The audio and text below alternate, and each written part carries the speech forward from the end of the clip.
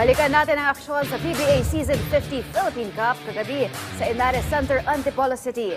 Narito ang report ni teammate Jamaica Bayaca.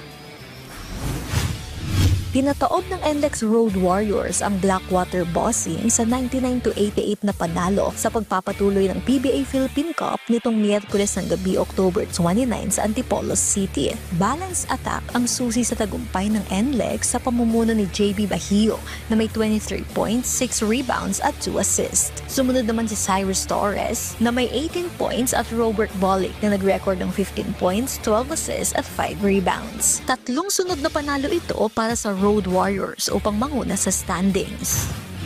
Kailangan focus lang kami lahat. Alam namin na malalakas pa rin yung kalaban going down the stretch. So, we can't take these wins. Parang nanalo kami ngayon. So, tapos na to. Kailangan we look to the next game.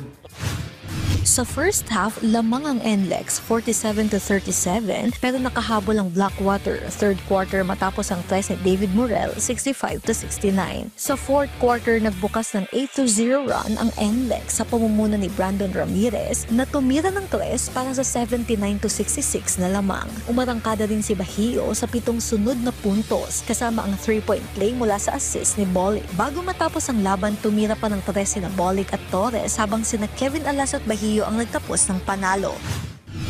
Nag-compose lang kami and ginawa lang namin yung mga plays namin, yung tamang plays, yung hindi nagmamadali, ikot ng bola, yung mga pinupuntahan yung mga point of attack namin po.